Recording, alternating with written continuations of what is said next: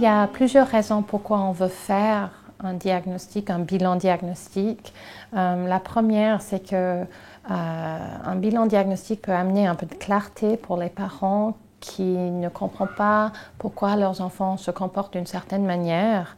Donc ça leur informe par rapport à les comportements et ils peuvent comprendre pourquoi leur enfant fonctionne d'une différente manière que les autres enfants. Et ça peut leur aider à comprendre comment soutenir leur enfant et mettre en place les choses pour que l'enfant s'épanouisse dans leur école ou dans leur lieu de travail ou dans leur crèche par exemple. Quand on fait un diagnostic pour quelqu'un de l'âge adolescent ou adulte, c'est aussi pour leur clarté par rapport à comprendre les difficultés qu'il peut rencontrer, les forces qu'il peut avoir dans certains domaines.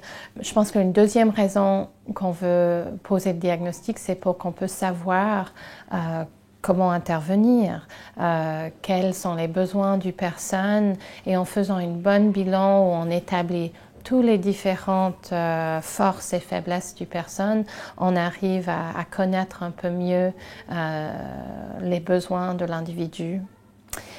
On a aussi une meilleure idée de le prognostic de l'enfant. Donc on peut aider les parents à comprendre un peu qu'est-ce qui leur attend dans les années qui viennent, quel niveau de soutien leur enfant va avoir besoin d'eux. Une autre raison pourquoi on veut poser un diagnostic, c'est aussi pour faire le bilan qui nous permet de mettre en évidence certaines choses, ce qu'on appelle les comorbidités. Donc, il y a une augmentation de risque pour une personne qui a le diagnostic de l'autisme d'avoir aussi des difficultés, par exemple du sommeil ou des difficultés au niveau gastro-entérique, des éventuelles crises d'épilepsie. Donc, il y a vraiment deux axes importants dans le diagnostic de l'autisme. On fait une observation clinique du personne et on aime avoir un entretien avec leurs parents pour vraiment creuser les questions du dépistage précoce. On veut savoir si l'enfant avait des gestes, des comportements de communication très précoces, une attention conjointe avec l'autre, un partage de plaisir. Donc on pose beaucoup de questions et on le structure en utilisant l'entretien pour le diagnostic de l'autisme, le ADI. Après, il faut aller plus loin et évaluer le développement cognitif, les apprentissages scolaires, le fonctionnement adaptatif ou le niveau d'autonomie du personne.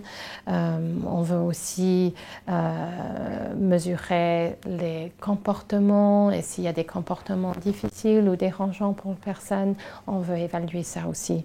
Donc ça prend à peu près 5 ou 6 visites et on fait vraiment un bilan très complet.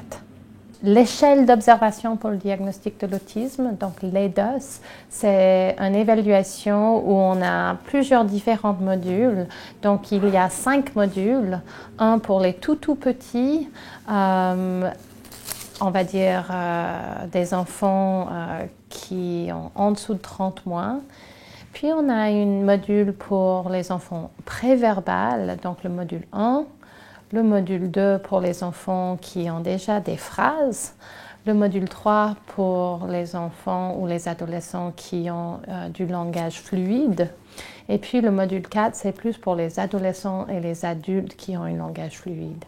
Et cette observation nous permet de faire différents jeux avec eux et de mettre en évidence ou pas les symptômes de l'autisme qu'on évalue.